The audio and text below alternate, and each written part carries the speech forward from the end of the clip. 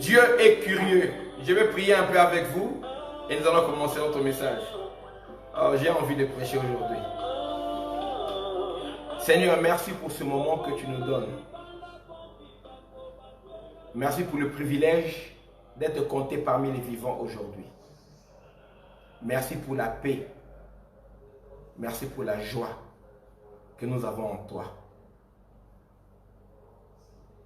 Merci pour la communion dans le sang de Jésus-Christ.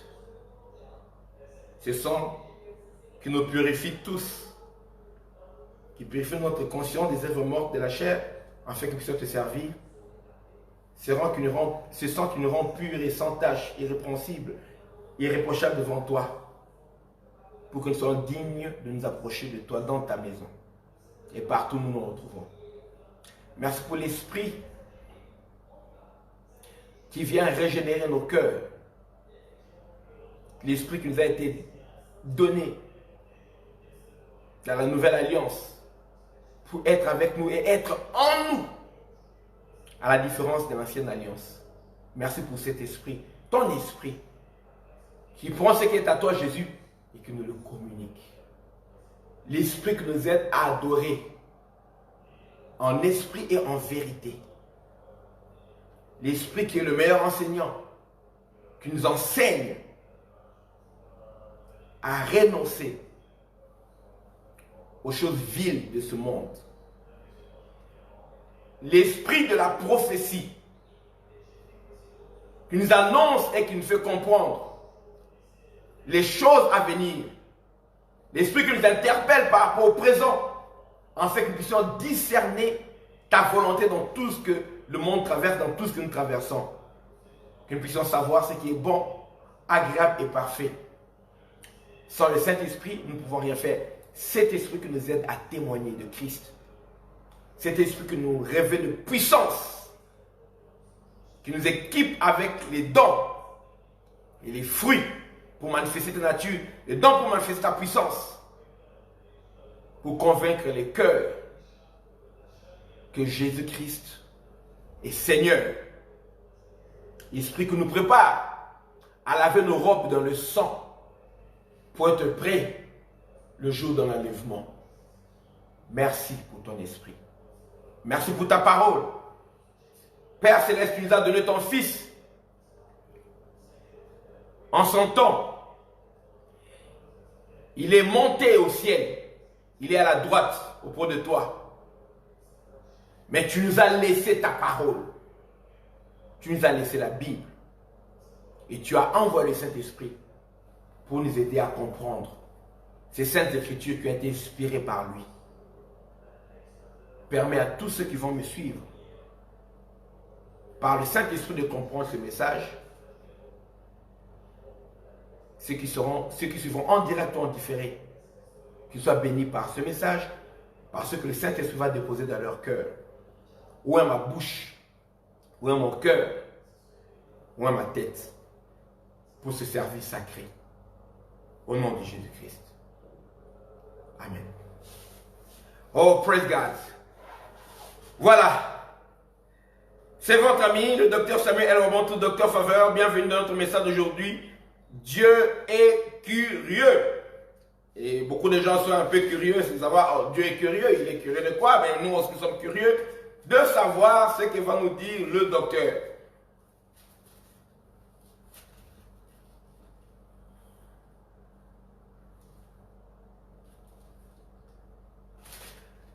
Nous allons retourner au commencement. Nous sommes dans le livre de Genèse, chapitre 2.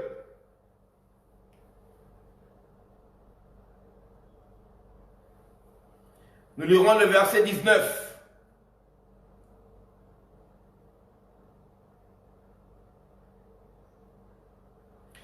Et le verset 20. Genèse chapitre 2, 19 et 20. Alléluia. Bon, j'ai commencé ce message en étant assis. Je ne garantis pas que je resterai assis. J'ai envie de prêcher.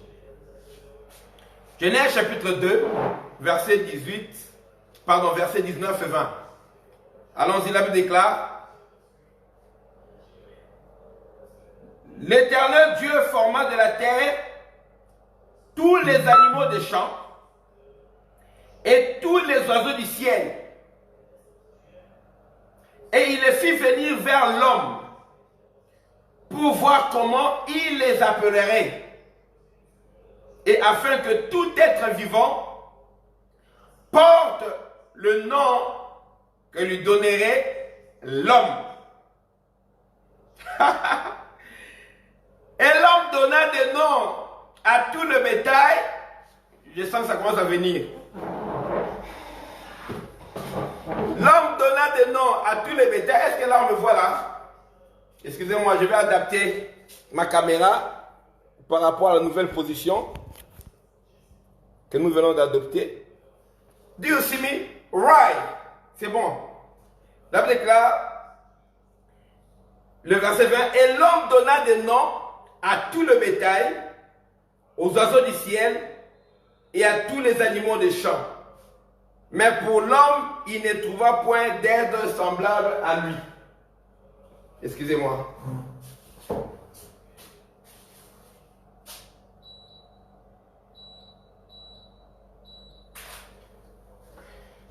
Mais pour l'homme, il ne trouva pas d'aide semblable à lui. Voilà. C'est les deux versets que nous allons utiliser comme base scripturaire aujourd'hui pour parler de ce message. Nous sommes à la création, au début du monde. Il n'y avait pas de Covid-19. Il n'y avait pas de péché. Il n'y avait pas de maladie. Il n'y avait rien du mal. Rien du tout. Le monde était fraîchement créé. Et Dieu n'avait même pas encore fini sa création. Après avoir tout créé, chaque fois que Dieu créait, il restait, avant de valider, de regarder ce qu'il a créé, Dieu examinait sa création. Là, déclare que Dieu vit que ce qu'il avait fait était bon. Et puis il y a eu un soir, il y a eu un matin. Ce fut le premier jour. Et puis le deuxième jour, le troisième jour. Et là, nous sommes déjà au 6e jour. Chaque fois que Dieu fait quelque chose, il examine. Dieu est conséquent. Imitons Dieu. Quand tu veux faire quelque chose qui doit perdurer dans ta vie, qui doit rester, prends le temps d'analyser quelque chose avant de le faire. Avant de faire quelque chose, analyse d'abord. Et après avoir accompli ce que tu veux, reste calme, analyse, examine ce que tu as fait. Si ça doit être validé, si ça doit être corrigé, si ça doit être amélioré, ou simplement remplacé. Et pour faire quelque chose d'autre. Dieu verrait que tout était bon. Tout était bon. Et il a créé toute la création, c'était parfait. Il a créé l'homme. Et l'homme était là, en train de circuler dans le jardin. Il contemplait la création. Il voyait tout ce qui était là. Et l'homme voyait également les animaux. L'homme s'étonnait. Ah, quelle créature! Oh, ça aussi c'est une créature. Très belle créature, il les voyait. Mais Dieu a regardé et il s'est dit au verset 18, il n'est pas bon que l'homme soit seul. Je lui ferai une aide semblable. Dieu, il a pensé que l'homme ne devait pas être seul, il doit avoir quelqu'un à côté de lui. Mais il n'a pas voulu imposer cette personne à l'homme sans que l'homme ne ressente le besoin d'avoir quelqu'un à côté de lui. Quelqu'un de semblable. Dieu a dit, je lui ferai une aide. Le cheval pouvait aider l'homme. Le singe pouvait aider l'homme. Le chien, quand Dieu appelait la vie fidèle, l'homme pouvait aider l'homme. Mais le chien n'est pas semblable à l'homme. Le cheval n'est pas semblable à l'homme. Vous comprenez? Dieu a dit, je lui ferai une aide semblable. Une aide qui ressemble à l'homme. Une aide qui se met au niveau de l'homme. Une aide adaptée à la nature de l'homme. Vous n'avez jamais vu quelqu'un qui vient vous aider et vous apportez une aide qui n'est pas conforme à votre nature, à ce que vous attendez, parce qu'il y a des gens qui apportent l'aide en disant seulement de l'aide, mais en réalité ce n'est pas de l'aide. Je vais parler en profondeur. Vous nous connaissez, je risque d'aller un peu politiser les choses, parler de l'aide de l'Union européenne à l'Afrique et toutes ces histoires de la Banque mondiale. Je n'ai pas envie de parler de ces choses pour ne pas me disperser. Où on prend l'argent des Africains, on les retourne chez eux sous forme d'aide. J'en parlerai pas aujourd'hui. Dieu a dit, je lui ferai une aide semblable. Dans sa logique, l'aide que Dieu devait apporter à l'homme devait être semblable à lui. Et qu'est-ce qu'il fait? Il vient d'abord chez l'homme, il dit, ok, je veux voir un peu le sens des responsabilités de cet homme. Je lui ai doté de tout ce qu'il faut. Je l'ai créé à mon image. Et l'image de Dieu que l'homme a, c'est l'esprit qui est en lui. Et dans l'esprit, il y a l'intelligence qui a la capacité également de créer. La capacité de comprendre, de saisir la portée des choses. Et de comprendre l'utilité des choses, même pour une utilisation nouvelle qu'on n'a jamais appliquée. Faire une corrélation entre ce qui est là et le problème qui est là, pour que nous puissions prendre cette chose, l'appliquer là-bas pour avoir une solution. Cette capacité, ce génie-là, Dieu a mis tout ça en l'homme. Quand Dieu vient te voir, il connaît ce qu'il a placé en toi. Les gens ne connaissent pas. Des fois, ton mari peut ignorer ce qui est en toi. Ta femme peut ignorer. Ton meilleur ami peut ignorer. Tes parents peuvent ignorer. Tu fais quelque chose. Oh, je ne savais pas que mon fils pouvait faire ça. Je ne savais pas que ma fille était si talentueuse. Oui, mais Dieu sait ce qu'il a placé en toi. Ceux qui écrivent, c'est que comment tu peux dire Dieu connaît ce qu'il a placé en moi. Tu peux écrire ça. Dieu connaît. Écris même ici. Ou bien tu peux écrire. Je vais essayer de voir si je verrai les commentaires. Dieu sait ce qu'il a placé en moi. Dieu sait ce qu'il a placé en toi. Alors quand Dieu vient te demander quelque chose, il sait, c'est en rapport avec ce qu'il a placé en toi. Parce que c'est insensé pour lui de te demander quelque chose qui soit au-delà de tes capacités. Alors le Seigneur s'approche. Il rassemble les animaux. La Bible déclare, Dieu fait venir vers l'homme tous les animaux des champs et tous les oiseaux du ciel. Il les fit venir vers l'homme pour voir comment il les appelait. Donc Dieu était curieux. Dieu voulait satisfaire sa curiosité en donnant une tâche à l'homme.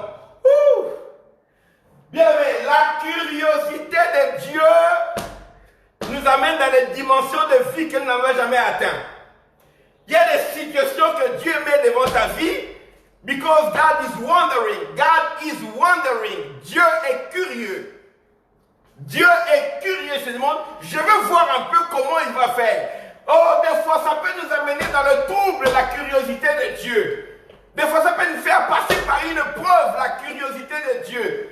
Et là, Dieu voulait voir la créativité, le génie de l'homme. La curiosité de Dieu a poussé l'homme à démontrer le génie qu'il avait en lui.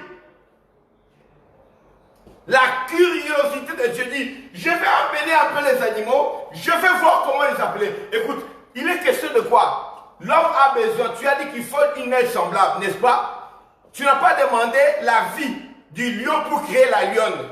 Tu n'as pas demandé la vie du cheval pour créer la jument. Tu n'as pas demandé la vie du bouc pour créer la chèvre. Oui, tu n'as pas demandé. Mais pour l'homme, Dieu veut satisfaire d'abord sa curiosité. De même manière qu'il a tout créé, de même manière il pouvait dire l'homme, viens, je vais t'enseigner. Ça c'est le cheval, là c'est sa femelle, la jument. Voici ça c'est le singe, là c'est la guénon, et ça c'est le cochon, là c'est la truie, et ça c'est le coq, là c'est la poule, et ça c'est le canard, là c'est la canne, et ça c'est le chat, là c'est la chatte. Dieu pouvait instruire l'homme, voilà ce que j'ai nommé. Non, non, je vais quand même satisfaire ma curiosité. Je les amène, allez, les animaux venaient, les oiseaux venaient. Je suis curieux de voir comment l'homme va appeler. Je suis curieux de voir si l'homme va utiliser ce que j'ai placé en lui. Bien aimé, Dieu est curieux dans ta vie. Dieu est curieux dans ta vie. Il est curieux de voir comment tu vas te comporter. Il dit, je sais, le monde est en train d'essayer de sortir de cette crise, de cette pandémie. La COVID-19. L'église est en train de sortir. Je suis curieux de voir comment se comportera ma fille au retour de culte après la crise que le monde a connue. Comment se comportera mon fils après avoir vu tous les gens qui sont morts et que lui je lui ai épargné? Comment il se comportera par rapport à l'œuvre de Dieu? Comment ils se comporteront par rapport à leurs membres de famille? Comment? Je suis curieux parce que Dieu a créé en nous les capacités. Dieu a créé en nous le libre choix. Le libre choix nous permet de faire le bien et le mal. Il n'y a pas de libre choix quand tu n'es condamné qu'à faire le bien. On parle de liberté de choix quand tu as la capacité de faire le bien et le mal également, mais que tu choisis de faire le bien. Tant que tu n'as pas un autre choix, tu n'es pas libre. Le choix vient quand il y a une alternative, quand il y a quelque chose. Quand il y a un seul truc qui est mis devant toi, une seule porte par laquelle tu dois sortir, tu peux dire que tu as le choix. S'il y a deux portes, tu sors par la porte de derrière ou de devant, on comprend que tu as fait un choix. Sauf, Dieu est curieux dans la vie des chrétiens aujourd'hui. Après avoir vu ce qui s'est passé dans le monde, les églises ont été fermées pendant plus de 3 mois. Et même maintenant, ici, les églises n'ont pas toujours reçu l'autorisation de réunion. Ici au Congo, là où je suis. En France, on a autorisé, mais avec beaucoup de restrictions. Il y a des pasteurs qui m'ont dit que nous ne reprenons pas encore. Les conditions qu'on a mis là, nous, on préfère encore continuer dans les lives. Des messages en direct sur les réseaux sociaux. On n'a pas encore pu retourner dans les salles. Il y a encore beaucoup de choses à mettre en place. Et Dieu est curieux, Dieu est en train de te regarder.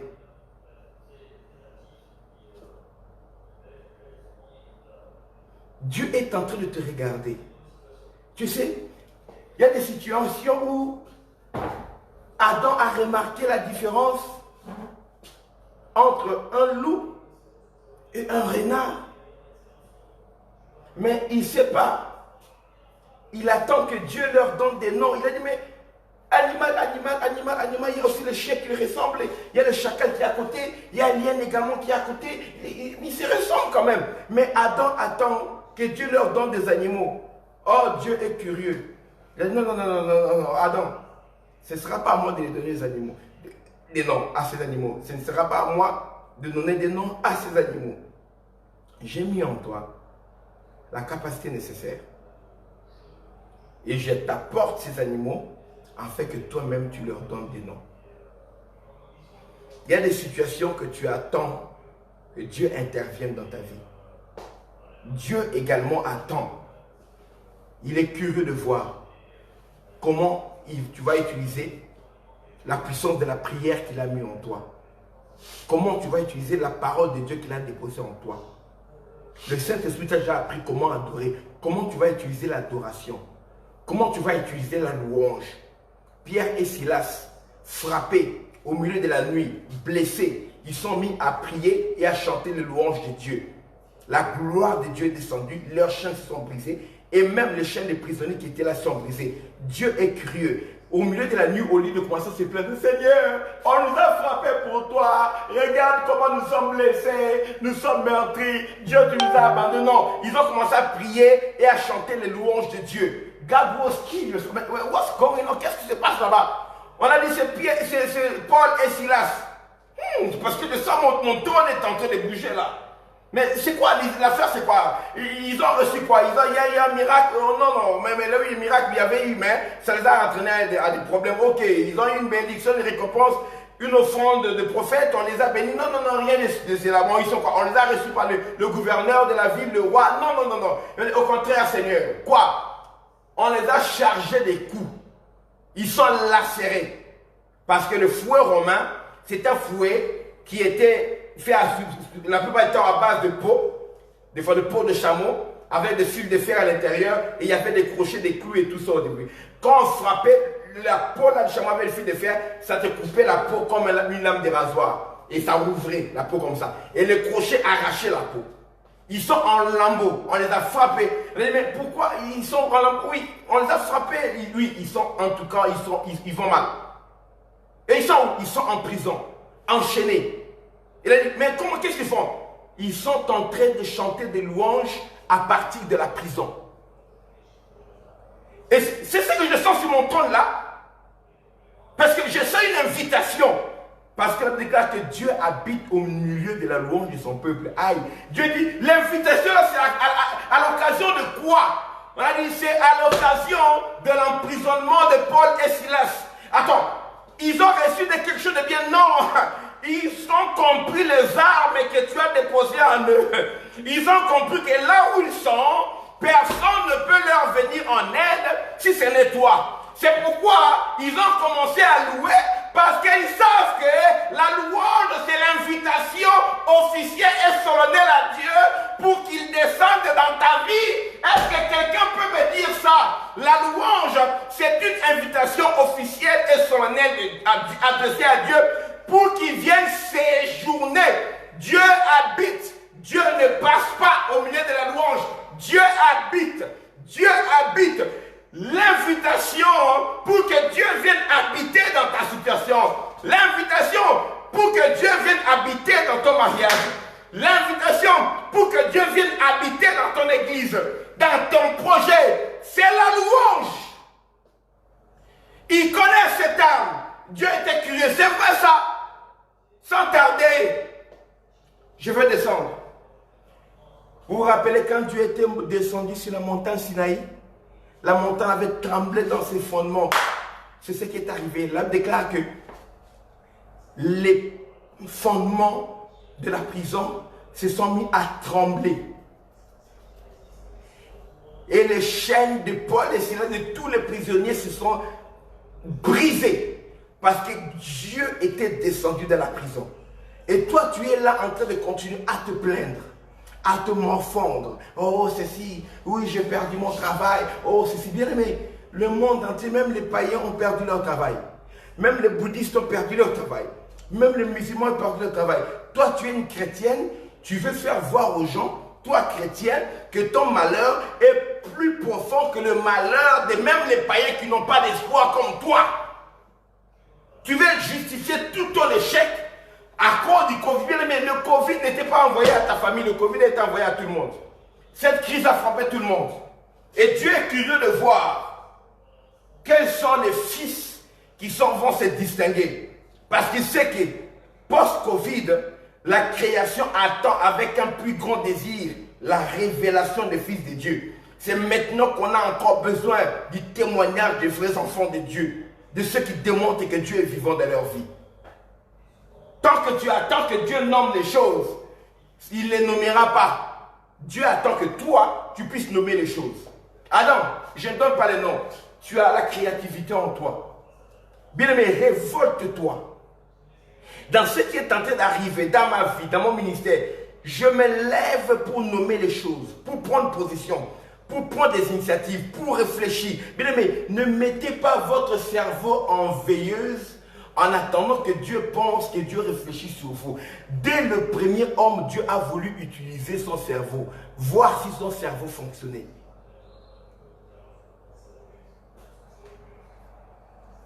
Dieu veut voir si tu es capable d'utiliser l'intelligence qu'il a mis en toi. Tu es capable d'utiliser la vie spirituelle qu'il a placée en toi. Tu es capable de faire appel au Saint-Esprit dans ta vie. Tu es capable d'utiliser la sagesse, la parole de Dieu dans toutes les circonstances que tu rencontres. Dieu est curieux de voir comment tu vas t'en sortir dans ces situations. Comment tu vas l'appeler pour intervenir dans une situation précise en faisant ce qu'il lui demande. Pas en voulant que les choses soient faites de la manière dont toi tu veux. Seigneur, pour que tu interviennes, je sais comment tu fais. Dans un tel domaine, tu as dit que ceux qui est dans la souffrance qui prient. Dans un tel domaine, pour recevoir, tu as dit donner et vous sera donné. Toi, au lieu de donner, tu ne veux pas donner comme c'est écrit. Toi, tu veux prier. Continue à prier encore. Mais Dieu ne changera pas sa parole. Elle est donnée et vous sera donnée. Tu as besoin de puissance, tu ne veux pas passer le temps dans la présence de Dieu. Tu es seulement en train de donner. Non, Dieu n'a pas dit seulement donner, de demander, il a dit demander. Quand vous ne recevez pas, cherchez. Chercher, c'est plus d'effort que demander. Demander, c'est tendre dans la main. Chercher, c'est commencer à se bouger, à se déplacer. Et quand vous rencontrez un obstacle, il faut frapper. Frapper, c'est plus fort encore que demander. Ça demande plus d'effort. Il y a des étapes. Toi, tu veux rester seulement demander. Non. Il y a un moment, il faut chercher. Il y a un moment, il faut entrer dans la présence de Dieu. Dieu est en train de regarder. Est-ce que mon fils là va utiliser tout ce que je lui ai donné comme compétence, tout ce que je lui ai donné comme enseignement? J'envoie des serviteurs de Dieu qui sont venus des États-Unis, qui sont venus de partout, qui sont venus d'Afrique, pour que mon fils ici, ma fille, puisse avoir les enseignements. Maintenant, je sais que Satan ne va rien faire contre lui, contre elle. Mais Dieu s'étonne comment tu es en train encore de te crier, de pleurer, de pleurnicher, alors que lui est curieux de voir les exploits que tu vas accomplir. Bien aimé, il faut que tu puisses étonner Dieu. Il faut que tu puisses étonner Dieu. Est-ce que tu peux satisfaire la curiosité de Dieu, de voir sa gloire se manifester dans ta vie? Dieu est étonné, il est curieux, il est en train de voir. En tout cas, il attend que tu puisses l'étonner. Et Dieu est fier quand nous faisons des choses qui manifestent sa gloire dans notre vie. Dieu est fier. Vous savez, Dieu est curieux et les anges, comme ils aiment imiter Dieu, là déclarent que Dieu accomplit par l'Église des choses tellement extraordinaires que les anges sont curieux de jeter leur regard pour apprendre de l'Église les merveilles de Dieu. Nous sommes des instruments didactiques de Dieu, que Dieu utilise même pour apprendre aux anges combien il est grand, combien il est merveilleux. Parce que les anges avaient vécu une très grande crise. Il y a une partie d'entre eux qui sont devenus des démons. Ça a laissé des marques. Le diable avait défié Dieu. Le diable a dit que je serai meilleur Dieu que lui. Je monterai, je m'assierai sur le trône. Et les anges ont vu à combattre. Michel a combattu Michael avec des anges. Bien qu'ils ont gagné, mais une partie de leurs copains, un tiers de leurs copains sont partis, sont devenus des démons. Ça a laissé. Alors, Dieu utilise l'Église, utilise l'homme, même pour enseigner aux anges sa nature, sa puissance, son intelligence. Les anges font prière pour eux. Ils sont toujours curieux de savoir. Mais est-ce que quand même Dieu peut être émerveillé, en contemplant ce qui s'est fait dans ta vie? Est-ce que les anges peuvent être curieux, émerveillés, au lieu d'être dégoûtés? Parce que ce que tu fais en cachette, même si personne ne te voit, Dieu te voit, les anges te voient, Satan te voit, les démons aussi te voient. Est-ce que les anges ils ferment les regards? Ah, encore! Il est encore là-bas, il est là-bas encore. Il a fait ça encore. Non. Est-ce qu'ils peuvent dire non? Alléluia. Est-ce que les anges peuvent dire Hosanna? Seigneur, tu es Dieu. Parce que ce que tu fais avec ton fils là, ça nous étonne. Nous n'avons pas cru qu'après ce que cette fille a vécu, on n'avait pas cru qu'elle pouvait se relever. Mais Seigneur, ce que tu fais avec cette fille, malgré tout ce qu'elle a vécu, ça nous pousse à te glorifier, à bénir ton nom, Seigneur. Il y a des choses que même les anges désirent plonger leur regard. Ils sont curieux de voir. Qu'est-ce qu'on va voir encore comme merveille de Dieu? Quand ils ont soif de voir les merveilleuses choses de Dieu, ils connaissent. Est-ce que tu peux être une référence? Tu peux être, tu sais le canal où tu suis les bons documentaires, là, tu connais. Le canal où tu suis des bonnes séries que tu aimes là. Il peut y avoir plusieurs chaînes, mais tu sais où tu suis. Les anges aussi connaissent. Si on veut voir des choses intéressantes, regardons ces frères-là, regardons ces sœurs-là. Si on veut voir quelqu'un qui passe son temps à pleurer, regardons celle-là. Oui. Si on veut voir quelqu'un qui tombe dans les péchés, demande pardon, regardons elle. Mais si on veut voir quelqu'un qui glorifie Dieu, regardez. Est-ce que tu peux être quelqu'un qui satisfait la curiosité du ciel? Dieu est curieux de voir comment tu peux utiliser les capacités, les aptitudes, les dons, les grâces, les faveurs qu'il a déposées dans ta vie. Ne te dis pas que tu n'as rien. Tu as quelque chose. Et Dieu, pour valoriser ce que tu as, lui-même prête attention. Il est là. Parle. Montre-moi ce que tu peux faire. Montre-moi de quoi tu es capable. Dieu est curieux. Il regarde. Fais quelque chose qui puisse satisfaire le cœur de Dieu aujourd'hui. Ne te dis pas, oh non, j'ai vécu dans la misère, ou j'ai eu une crise, je n'ai rien. Continue à étonner Dieu. C'est pourquoi Dieu, quand il vient, il dit toujours aux gens, puisque tu n'as pas fait, c'est-à-dire que Dieu est regardé. Salomon, viens, demande-moi ce que tu veux. Salomon vient, il demande, donne-moi la sagesse pour gouverner ton peuple. Ah, c'est vrai?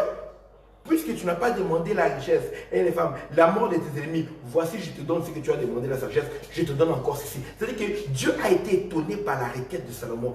Tu ne peux pas étonner Dieu par ta prière. Tes lamentations, tu ne peux pas changer. Il y a plusieurs livres de la Bible quand même. Tu ne peux pas aller dans un autre livre, bien-aimé. Tu ne peux pas aller, tu es toujours dans les lamentations du 21e siècle. Bien-aimé, étonne Dieu par ta prière. Oh, Salomon a étonné Dieu par sa prière. Salomon a étonné Dieu par sa prière. Il y a des gens comme Caleb, il a étonné Dieu par sa foi. Il a dit, tout le monde a blasphémé, mais Caleb et Josué, ils m'ont honoré. Dieu était étonné.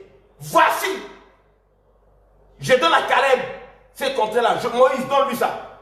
Et Caleb, même 40 ans plus tard, il était capable de réclamer à Josué, donne-moi donc cette montagne dont a parlé Moïse, serviteur de l'Éternel. Je suis encore fort pour réclamer, pour prendre possession. Tu peux étonner Dieu en utilisant ce que Dieu a placé en toi.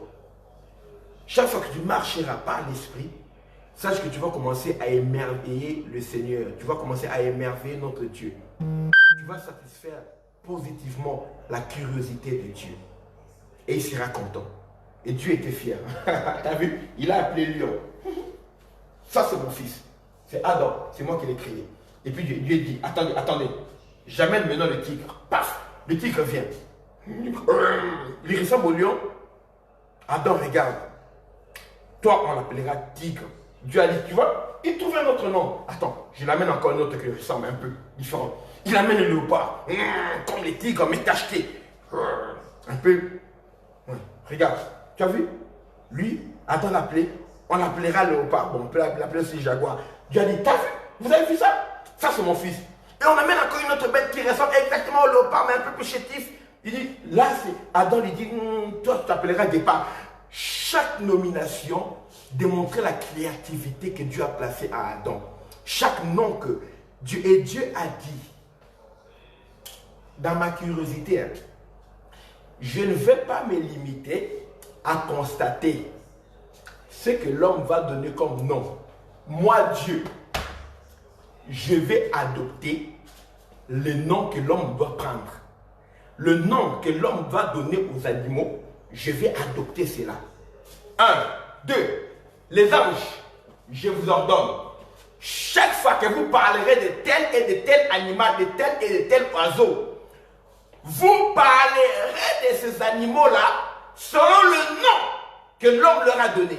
Oh, est-ce que vous savez que avant d'avoir les lions sur la terre, le lion était déjà au ciel? Vous savez ça? Wow, vous ne saviez pas?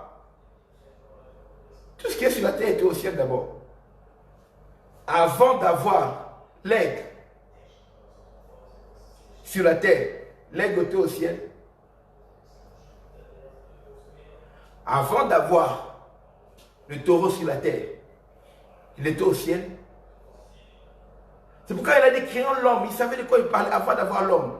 Vous n'avez jamais vu les 4 êtres vivants? Hein? Vous n'avez jamais vu? Ils ont quoi? La face de l'aigle, la face du lion, la face du taureau et la face de l'homme. Et l'homme n'était même pas encore créé sur la terre quand Dieu a créé les cieux. Le lion n'était pas encore créé sur la terre quand Dieu avait mis la face du lion. C'est-à-dire que si on appelait les lions de la terre, les 4 êtres vivants, s'ils avaient un autre nom à cause de leur figure, mais dès que l'homme a nommé lion, lion, aigle, aigle, taureau, taureau, on a changé le nom. Quand on écrivait Apocalypse, maintenant, quand Dieu a révélé Apocalypse à Jean, selon les choses qui étaient passées, Dieu commençait à dire, Jean, tu vois les choses du ciel, ok, oui, les 4 êtres vivants, l'un, il a la face de quoi? Oui, il a la face du... Oui, les anges ont dit, on a déjà changé les noms. Ouh, depuis qu'Adam a donné le nom, le ciel a consigné.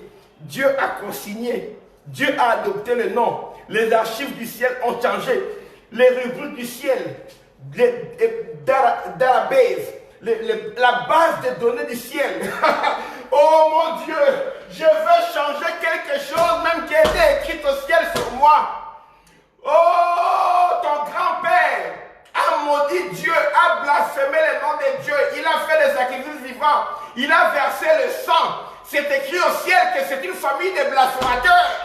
Ils sont maudits jusqu'à la 3e et la 4e génération.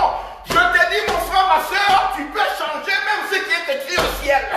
Tu peux changer aujourd'hui. Dieu est curieux et donc Dieu change ce que tu vas adopter comme langage, ce que tu vas entreprendre, ce que tu vas utiliser dans les dons, dans les capacités que Dieu t'a données ici sur la terre. Ça va changer même ce qui est écrit au ciel. C'est pourquoi il est écrit, oh, ce que vous délierez sur la terre sera délié au ciel.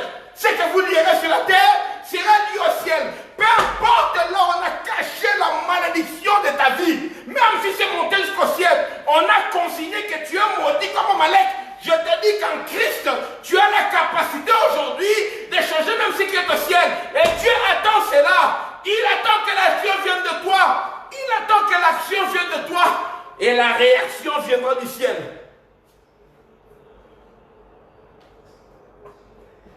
Même les êtres qui étaient déjà au ciel, leur nom a changé.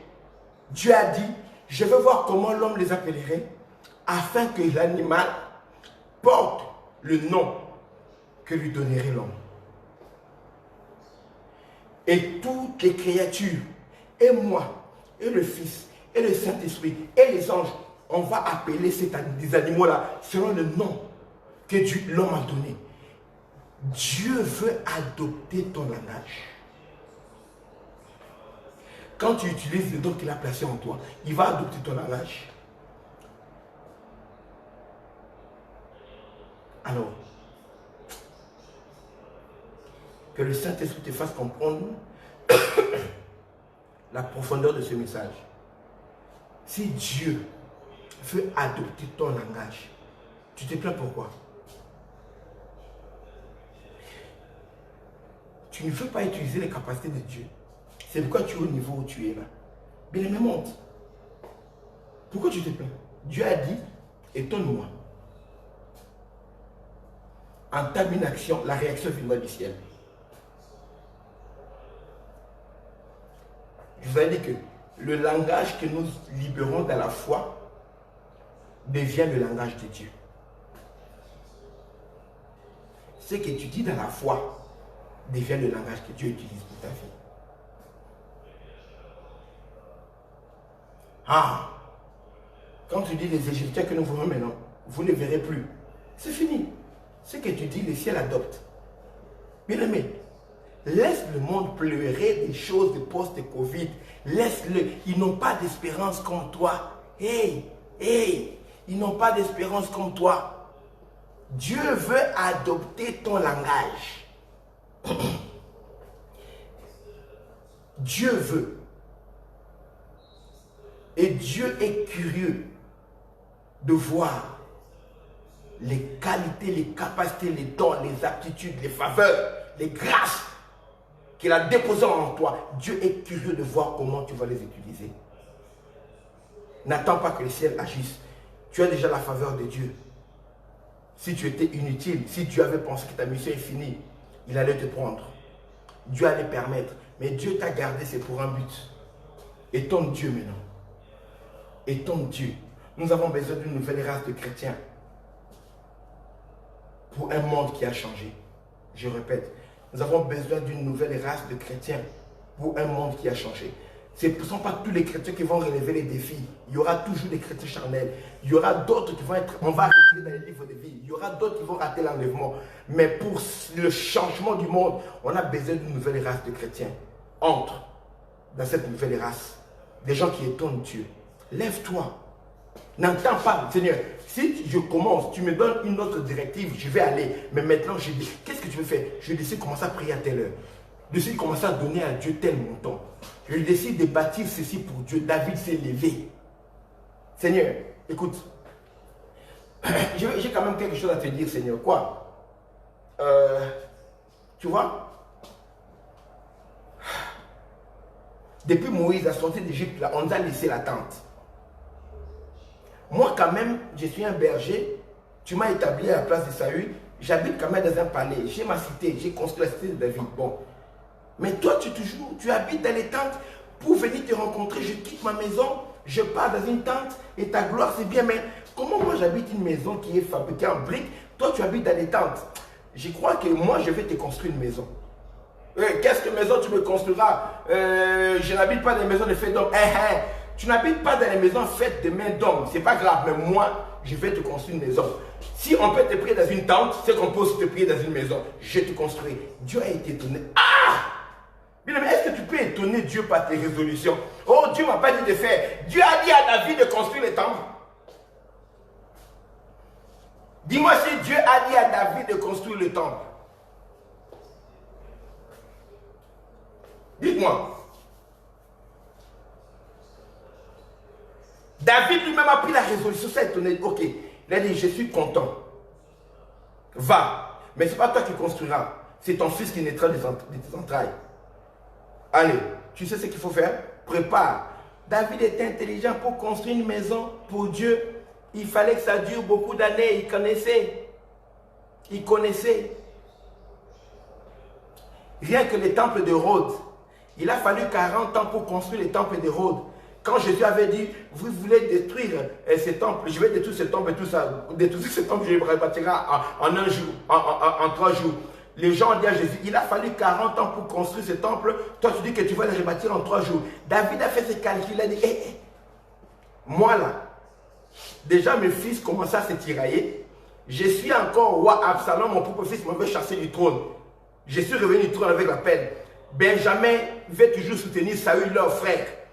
Les Benjamites sont là. On a vu comment Mephibosheth m'avait maudit. Il avait, quand Absalom a chassé Mephibosheth, ça dit que mon royaume n'est pas rassuré, mon royaume. Mais Seigneur, je vais bâtir une maison pour toi. Donc, si je commence à bâtir une maison, peut-être ça prendra 20, 30 à 40 ans. Si Dieu voit ses intérêts dans mon royaume, Dieu va me garder sur le trône. Et si moi je meurs, mes enfants vont continuer parce que Dieu voudra que sa maison soit achevée. Seigneur, je vais bâtir une maison pour toi. Dieu est curieux. Est-ce que tu peux, dans tes calculs, tu peux rencontrer le dessein de Dieu?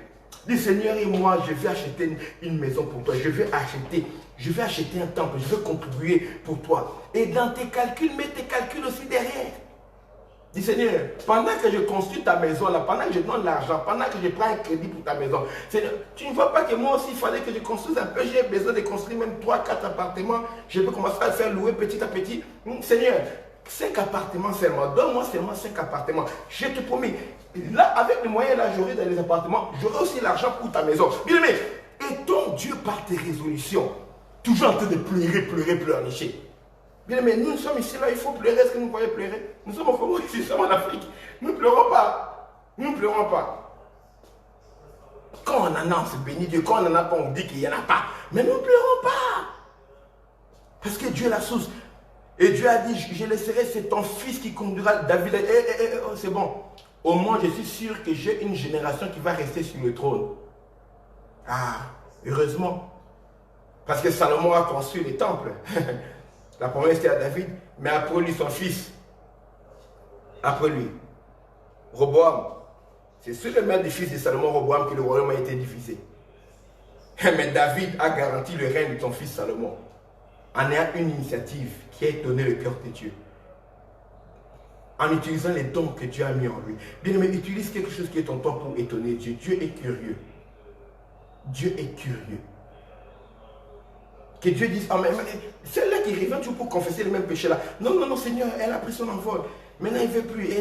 Oh, c'est vrai ça? Oh, c'est merveilleux. Maintenant, il est temps de jeter les dons spirituels dans sa vie. Parce que les dons spirituels sont là pour elle, mais avec ce péché-là, il ne faut pas bien utiliser ça.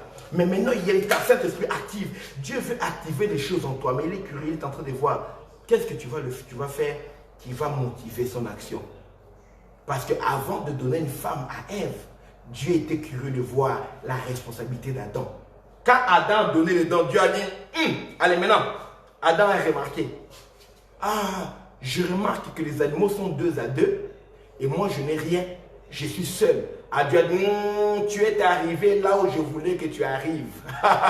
Parce que dans la curiosité de Dieu, dans ta vie, se cache son plan pour toi. Oh, dans ce que Dieu est curieux de voir dans ta vie, se cache également son plan merveilleux pour toi. Dieu a dit, Adam, tu es arrivé là où il fallait. Chez nous, on dit Oniati. Donc, tu as appuyé à l'endroit. Maintenant, Dieu ne demande plus son avis. Adam n'a pas demandé, donne-moi une femme. Non, non. Quand Dieu a vu, tu as constaté, allez, sommeil. Dieu l'a donné directement un somnifère. Et quand Adam s'est levé, de la même manière que Dieu avait amené les animaux, Dieu a amené dans la femme. Quand Adam a vu, il a dit, hey! Voici cette fois-ci, c'est ça.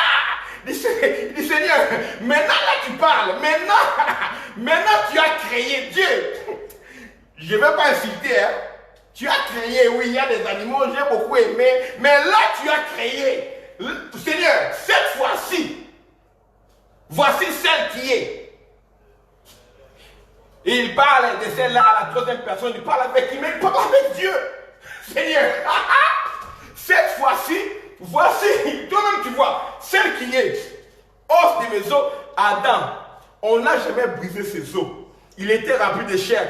Comment il a su qu'il y a des os dedans? Je ne sais pas. Comment il a su qu'il y a les mêmes os dedans? Je ne sais pas. Il a dit, voici cette fois-ci, os de mes os, chair de ma chair. Seigneur, dans la curiosité de Dieu, bien aimé, comment ça étonner Dieu?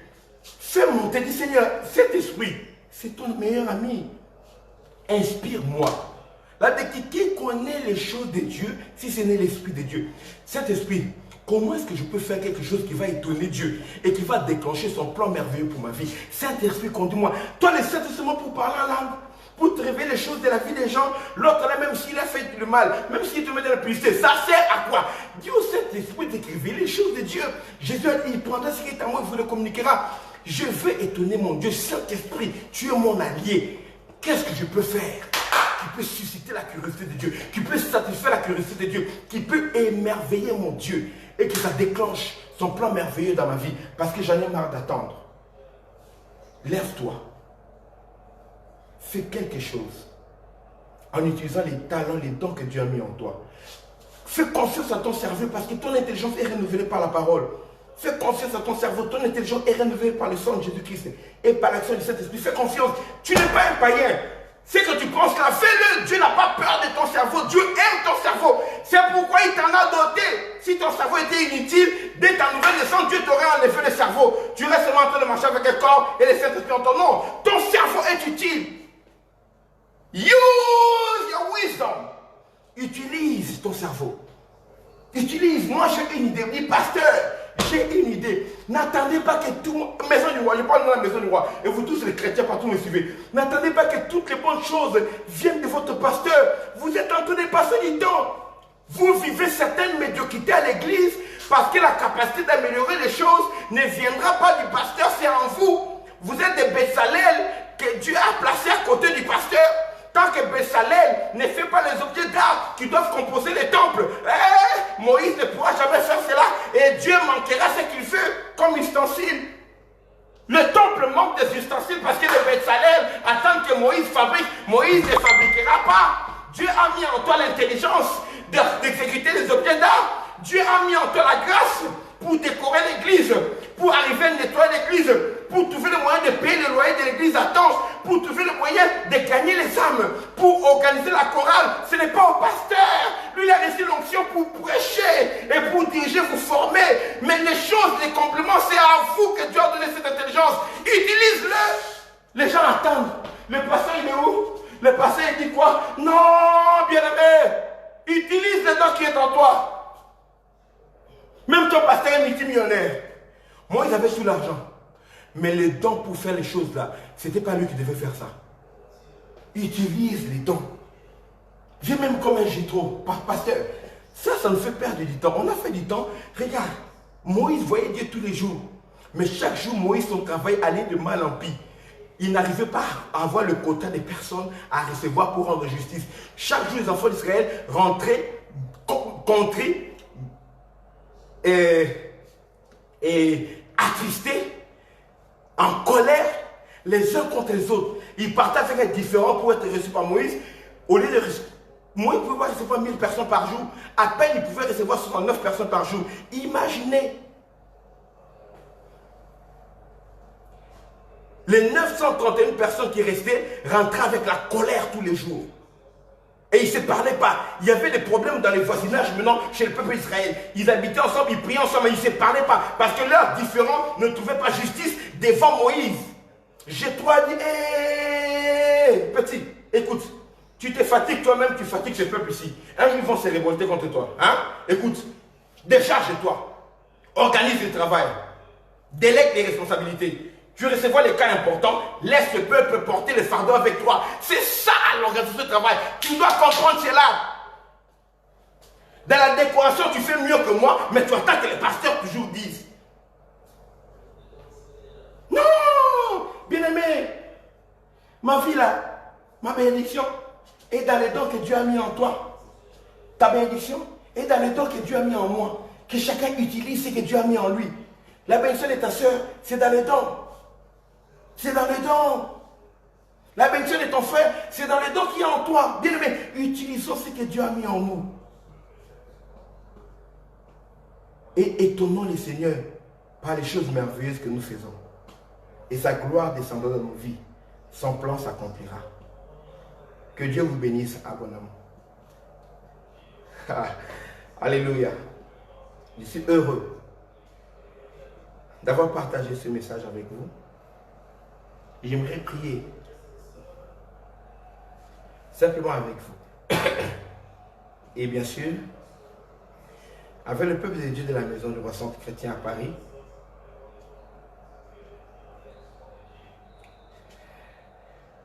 nous avons déménagé aujourd'hui, c'est le premier jour de notre culte, du culte de notre nouvelle salle à Neuilly.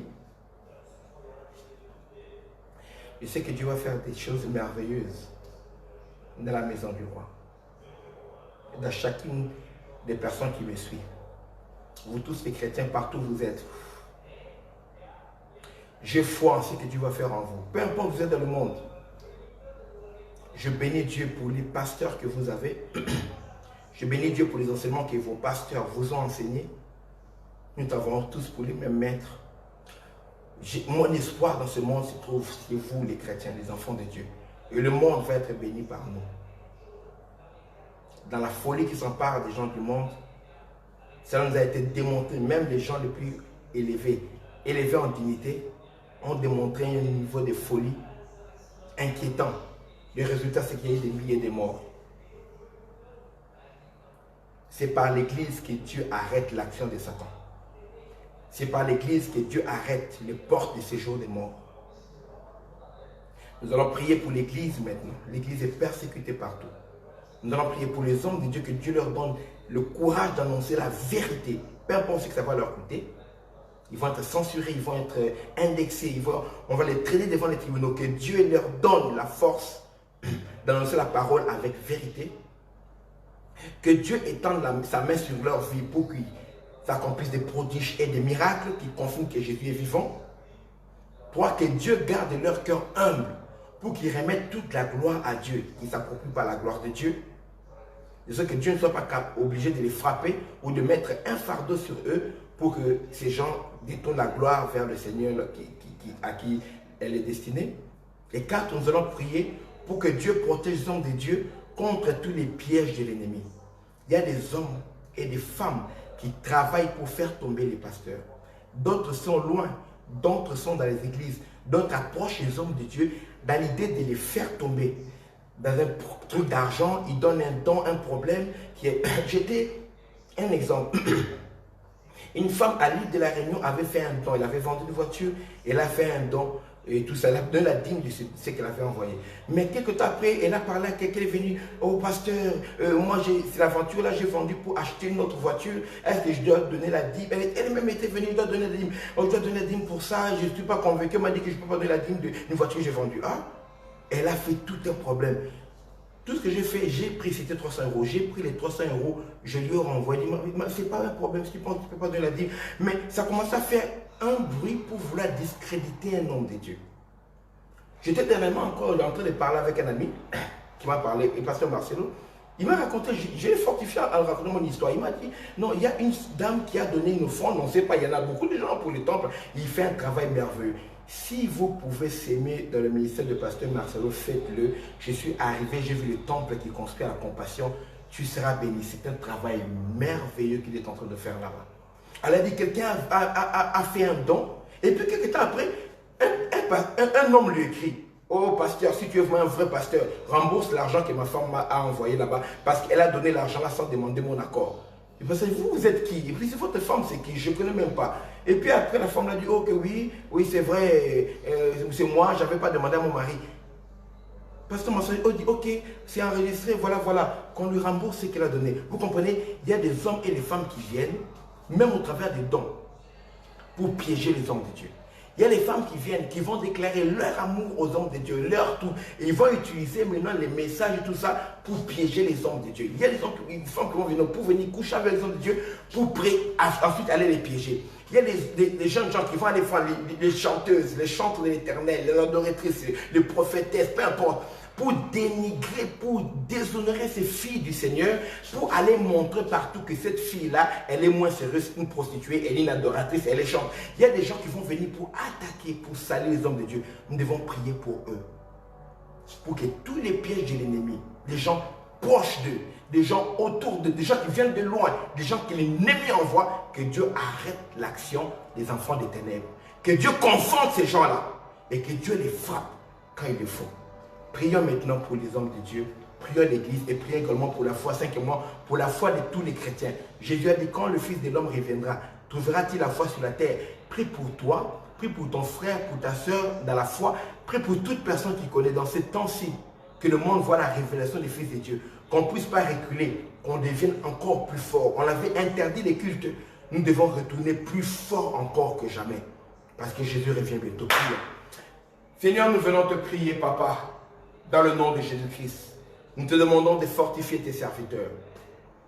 Remplis-leur de ta connaissance. Remplis-leur de ton esprit. Et révèle-leur de la puissance du Saint-Esprit. Au nom de Jésus-Christ. Étends ta main dans la vie de tes serviteurs et tes servantes. Pour qu'ils fassent par toi des prodiges et des miracles. Qui confirment que tu es vivant, que tu es puissant, que tu es agissant.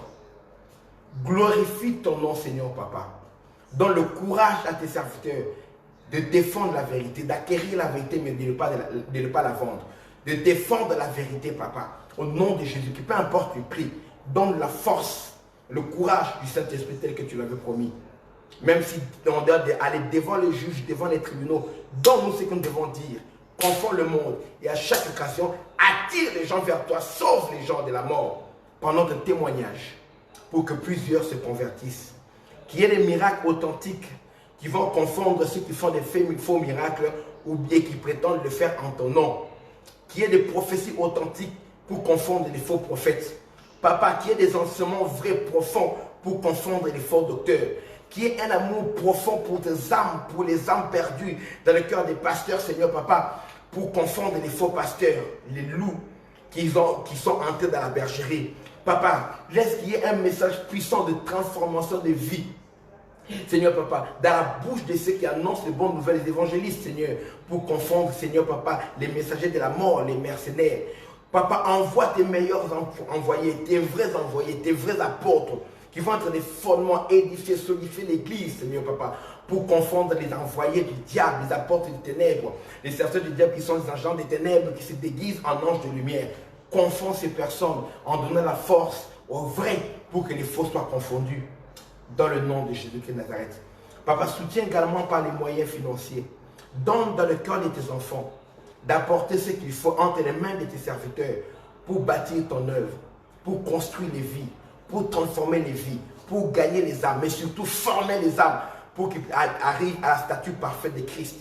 Qu'une église formée soit forte, Seigneur Papa, pour attendre ton enlèvement, mais aussi pour influencer le monde, pour détruire les œuvres des ténèbres. Là où les églises doivent être construites, permet qu'elles le soient. Là où les concessions doivent être achetées, les églises doivent être bâties, permet que cela se fasse, Papa. Dépouille les trésors des nations, amène-les entre les mains de tes enfants, et que eux, à leur tour, apportent cela à l'église. Dans le nom de Jésus-Christ, mets dans le cœur de tes enfants le souci, la soif de soutenir ta maison, de construire ta maison comme tu avais mis cette soif dans le cœur de David qui a bâti une maison pour toi, dans le cœur de Salomon et dans le cœur du peuple israélien en sortant de l'Égypte. Ils ont pris l'or et l'argent qu'ils avaient pris chez les Égyptiens pour l'apporter à Moïse pour faire le tabernacle. Qu'il en soit ainsi, papa, au nom de Jésus. Papa, protège tes serviteurs des mauvais témoignages. Protège des scandales. Tu as dit que oui, les scandales vont arriver, c'est inévitable. Malheur ceux par qui cela arrive, papa. Frappe, arrête. Dans le moment où nous sommes, papa, ne permets pas à tes serviteurs de tomber. Ne permets pas à tes servants de tomber. Ne permets pas à tes adorateurs. Ne permets pas à ceux qui se courbent, Seigneur, les genoux, qui se prosternent devant toi de tomber, papa. Permets que nous puissions être des exemples. Donne la force. Que ce qui est dévié ne puisse pas partir, Seigneur, papa, en déviant davantage, mais que ça puisse se raffermir au nom de Jésus. Ce qui est boiteux, que ça se raffermisse, papa. Relève ceux qui sont tombés, Seigneur. Même ceux qui sont tombés en cachette, amène-les à la repentance. Relève-les, papa, au nom de Jésus-Christ de Nazareth. Réveille ceux qui étaient endormis, papa. Ressuscite même ceux qui étaient morts, ceux qui commençaient à entrer dans l'apostasie, dans le doute, à cause de ce temps difficile. Au nom de Jésus-Christ, papa. Pendant la crise, Pierre avait abandonné ton travail. Il était retourné à son train de travail, en train de pécher. Il péchait même nu. Seigneur, tu es allé rencontrer Pierre là où il péchait et tu l'as ramené, Seigneur, papa. C'était après la résurrection. Fais encore. Rencontre ton serviteur maintenant. Rencontre ta servante qui est fatiguée par ce qu'il a enduré. Le moment des solitudes, le moment où il n'y avait plus d'église, le moment où il n'y avait plus de soutien. Il n'avait plus de moyens ni pour faire le travail, ni pour pouvoir ses besoins. Parce que tu as dit que ceux qui travaillent à l'hôtel mangent à l'hôtel. Papa, il n'y avait plus rien à l'hôtel comme c'était dans le temps d'Israël. Les serviteurs avaient abandonné le temple. Papa, va les rencontrer. Va les rencontrer. C'est toi qui nourrissais Pierre et les autres. Quand tu es mort, tu as disparu. Pierre est retourné pécher parce qu'il voyait plus clair. Seigneur, permets à tes enfants qui ont vu ce moment de crise comme un moment d'abandon de l'église, d'abandon des chrétiens, où les pasteurs sont retrouvés seuls. Papa, fortifie-les de nouveau. Relève-les de nouveau. Restaure encore l'huile sur eux. Fais-leur encore avaler ton rouleau et permets-leur de parler de ta part pour transformer les vies au nom de Jésus. Je prie que tu puisses se fortifier maintenant, fortifier tes enfants. Tout chrétien, toute chrétienne, partout ils sont dans le monde, papa, je te prie de les fortifier. Ceux qui étaient tombés, ceux qui étaient affaiblis pendant le moment du confinement, pendant le moment où il n'y avait plus de communion fraternelle, il n'y avait plus de culte, fortifie-les, papa, relève-les, Seigneur, au nom de Jésus-Christ. Souviens-toi des prières de ta fille, souviens-toi des prières de ton fils, souviens-toi des jeûnes, souviens-toi des sacrifices, souviens-toi des offrandes, souviens-toi des dons, souviens-toi, Seigneur, papa, des dîmes de tes enfants, papa, relève-les. Dans cette crise, sois celui qui pourvoit à leurs besoins. Concrétise leurs projets. Ceux qui avaient des promesses de travail, que cela soit confirmé. Ceux qui ont perdu leur travail, donne-leur un nouveau travail au nom de Jésus. Tu es le Dieu qui donne de nouvelles opportunités au nom de Jésus qui Nazareth. Donne la créativité à tes enfants. Permets-leur d'utiliser les capacités et dons que tu as, Seigneur, papa, pour créer, pour apporter des solutions dans ce monde et qu'ils soient payés, rémunérés à cause des solutions qu'ils apportent au nom de Jésus-Christ. Que tes enfants trouvent faveur devant les grands, devant les petits, devant, Seigneur, les hommes, devant les femmes. Au nom de Jésus, bénis tes enfants. Bénis-les en ce moment, dans le nom puissant de Jésus. Permets que le Saint-Esprit, Seigneur, papa, devienne leur meilleur ami. Seigneur, fais croître la connaissance et la relation avec le Saint-Esprit, qui comprennent le rôle du Saint-Esprit de leur vie, papa. Seigneur, il rend les sensibles à la voix du Saint-Esprit, qu'ils sachent marcher par l'Esprit et qu'ils sachent marcher en Esprit. Apporte des révélations. Papa, je crois qu'il est temps. Jésus a déjà payé le prix et il a été monté en haut. Il a amené des captifs, il a fait des dons aux hommes. Papa, il a reçu du Père de Saint-Esprit, il a répandu. Tu as dit dans les derniers jours, tu répandais de ton esprit sur toute chair.